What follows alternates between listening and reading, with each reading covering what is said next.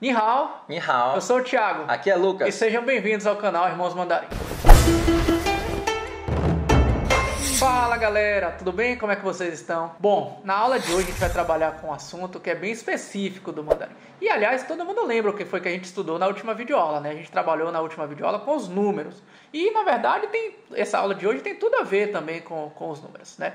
Nós vamos trabalhar com as palavras de medidas, ou classificadores. Tanto faz chamar de palavra de medidas ou classificadores. Cada um chama da maneira que prefere, né? E para quem ainda não está com os números na ponta da língua, clica aqui nesse link que vai aparecer da nossa última videoaula e bora recapitular eles, hein? E esse assunto que a gente vai tratar hoje, ele é um assunto bem específico do mandarim, né? Mas, depois de assistir essa videoaula, você não vai ter mais nenhuma dúvida. Eu diria até que é um assunto bem polêmico, né? Porque eu não me lembro de nenhum idioma, pelo menos os idiomas ocidentais, que tenham essa classificação gramatical, ou essa regra gramatical, melhor dizendo, que tem no mandarim. Bom, pelo menos, sei lá, inglês, francês, espanhol, italiano. Eu não lembro de ter isso. Quer dizer, eu não lembro não. Seguramente não tem. O português também não tem. Mas se você conhece alguma língua que tem essa regra gramatical que a gente vai ensinar hoje, conta aí pra gente, beleza? Bom, mas primeiro, o que são essas palavras de medidas, né, ou classificadores?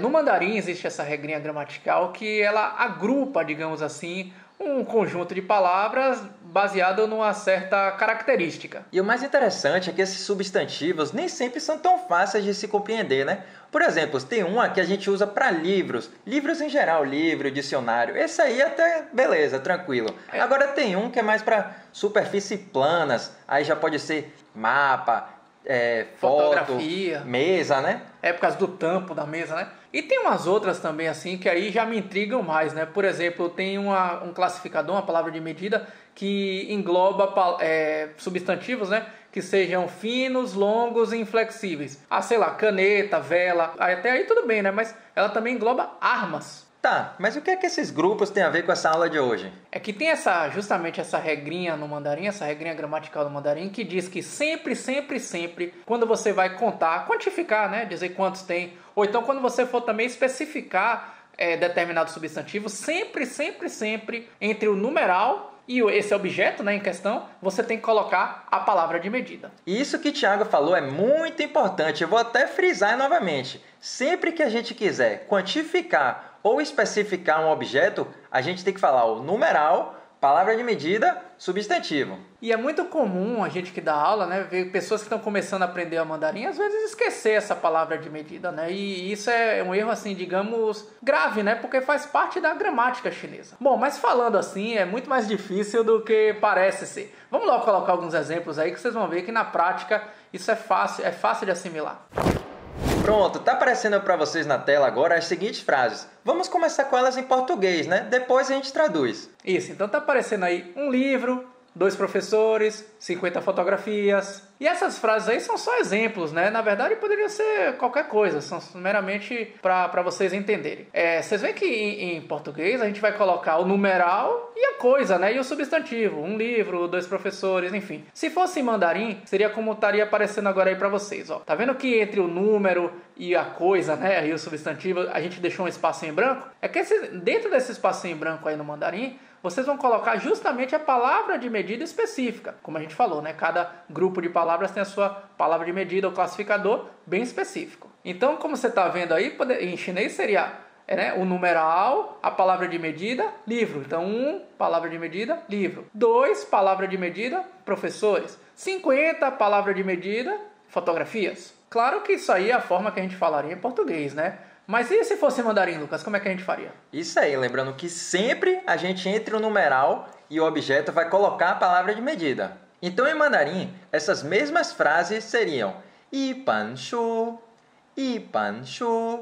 um livro, 2个老师, 2个老师, 2 professores e 50 fotografias, né? 50张照片, 50张照片.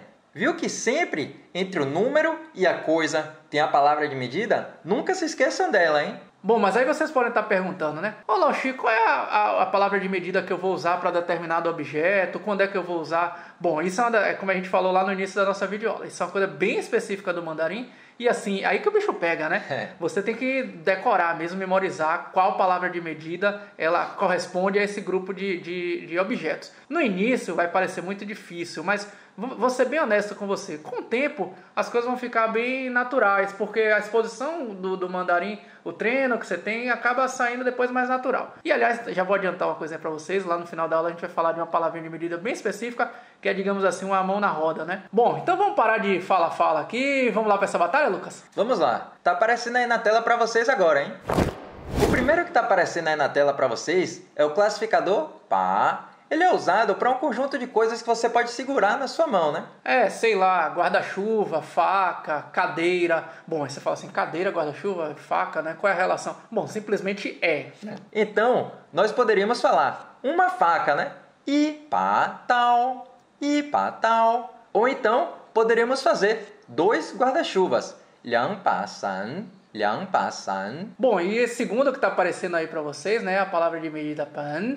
E ele é usado para um conjunto de coisas que tem páginas, digamos assim, né? Livro, revista, então, pan. Bom, e o exemplo que está aparecendo aí para vocês, que a gente poderia usar, né? San pan shu. Tem também o jiang, que é usado para classificar objetos com superfícies planas, né? Por exemplo, o jiang di tu, 5 mapas. Poderia ser usado também para mesa, ou por causa do tampo da mesa, né? Fotografia. Tem também o xuan, né? Xuan que é uma palavra de medida que fala sobre coisas que você compra em pares, né? Olha que coisa bem específica, né? Então, por exemplo, Yixuan Kuaitzi, né? Yixuan Kuaitzi. Kuaitzi é aquele palitinho, né? Que aqui no Brasil as pessoas chamam de hashi, né? Mas poderia ser usado também para sapato, né? Que você também compra em par. Você falou de sapato e eu lembrei de 2 outras palavras de medidas, né? A primeira, jian, usada para roupa, e jian, ifu.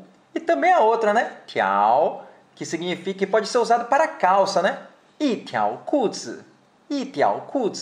Esse tiao, ele é usado para objetos longos e flexíveis. Pode ser usado além da calça, também para cabos, né? Cabos, fios. Tem também a palavra de medidas para animais, né? A mais clássica, digamos assim, é chir, né? Chir, que é usado para quase uma grande maioria, pelo menos que eu lembro aqui dos animais, né? Por exemplo, ichiko, né? Um cachorro. Mas também dentro dos animais também tem a palavra de medida tou, né? Que é usado para vaca, boi, cabra, carneiro. E ainda tem também o pi, que é usado, a palavra de medida usada para cavalos. Tem também o tin, que é usado para chapéu, né? E tem maozi. Tem também o to, que é usado para flores. Tem também o gan, usado para objetos finos e flexíveis, né? Tipo fios, cabelo. Ke, que usa para classificar árvores, plantas. Tem o liang, que é usado também para veículos, né? Tem esse que é bem interessante, né? Wei, ele é usado para classificar pessoas, mas só quando a gente quer demonstrar um certo respeito, né? Então ele é usado para quando a gente fala com professor, com seu chefe, com seu convidados, clientes, nessas ocasiões, né? É isso aí, você falou bem, né? Esse wei, ele só é usado nessas ocasiões assim quando são pessoas, né? Onde você está demonstrando um certo respeito. Mas se não for o caso, né? Se for pessoas de modo geral, você está falando quantas pessoas. Lembrando, né, que a gente está falando de palavras de medida que é para quantificar ou especificar. Então, quando você está contando número de pessoas de modo geral, sem ser essa regra que você falou agora aí do wei, né?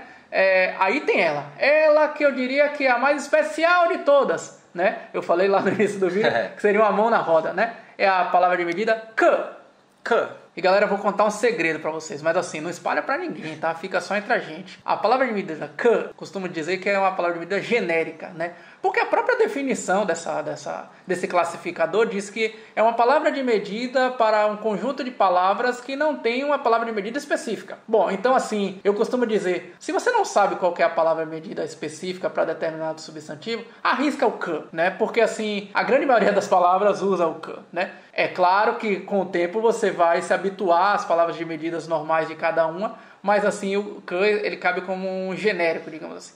Então, eu costumo dizer que antes você usar o ke do que você, por exemplo, deixar de falar a palavra de medida, que seria um erro crasso. Então, um exemplo clássico que poderíamos usar Karen para classificar pessoas, né? Uma pessoa. E ainda tem também, só para finalizar, as palavras de medidas que são derivadas da própria palavra, né? Por exemplo, pei, né? Que vem da palavra pizza, que é copo. Então quando você fala assim, por exemplo, yi pei shui, né, você está falando assim como se fosse um copo de água. Ou então a palavra pan, né, que deriva da palavra prato, né? Então yi pan sai, né, que fosse como se você estivesse dizendo assim, um prato, né, um prato no sentido da refeição, né? Um prato de refeição. E tem também o jian, né, que deriva da palavra fan jian, né, que é quarto. Então yi jian fan jian. Ufa, enfim. São um monte, né? E nem sei se a gente lembrou de todas aqui, viu? Verdade. Não sei se você tinha essa percepção, né? Lá na China, mas, por exemplo, quando eu morava em Taiwan, muitas vezes os próprios taiwaneses, eles não lembravam qual era a palavra de medida específica e em muitas ocasiões, a gente costuma dizer, né? Que é exatamente usar essa padrão. Eles usam o ke. Às vezes as pessoas até falhavam, usavam, digamos assim, errado. E claro, nunca se esqueçam, né? Vocês são os ocidentais na China. Claro que eu não vou chegar aqui e dizer, bom, escolham tudo, usem qualquer um. Obviamente que não. Mas assim, também não precisa ficar nessa paranoia. Também não precisa se desestimular, né? Eu costumo dizer que a gente sempre aprende esses classificadores, palavras de medidas no dia a dia mesmo, com a prática. E outro grande detalhe, que caso você vá para a China ou converse com um chinês, se você usar a palavra de medida certa, com certeza ele vai achar que o seu chinês é muito bom. Então é isso aí, pessoal. A gente está quase chegando no final da nossa aula. Vamos recapitular então para essa galera o que foi que a gente aprendeu hoje? Bom, primeiro a gente começou vendo que tem uma regrinha gramatical chinesa que é bem específico do chinês, talvez outras línguas orientais, né? E que são as palavras de medidas ou classificadores. Você pode chamar das duas formas. Vimos que sempre, quando vamos quantificar ou determinar certo objeto, temos que usar essas palavras de medidas, né? E sempre seguindo esse padrão. Sempre. Numeral, palavra de medida e o substantivo, o objeto no caso. E se a gente estiver ainda especificando, usando uma palavrinha que a gente aprendeu nas últimas aulas, né? Che. Então também é assim, ó. Che mais classificador ou palavra de medida mais o objeto, né? O substantivo. Então é isso aí, pessoal. Por hoje é só. Espero que vocês tenham gostado da videoaula de hoje. Parece ser um bicho de 7 cabeças, mas na prática não é uma coisa assim tão difícil, não. E aí, gostou dessa aula? Não se esquece de se inscrever aqui embaixo no nosso canal, hein? Também deixa o seu like e compartilha com os amigos. Também não se esqueça de se inscrever lá no nosso canal do Instagram, hein? @irmãosmandarim.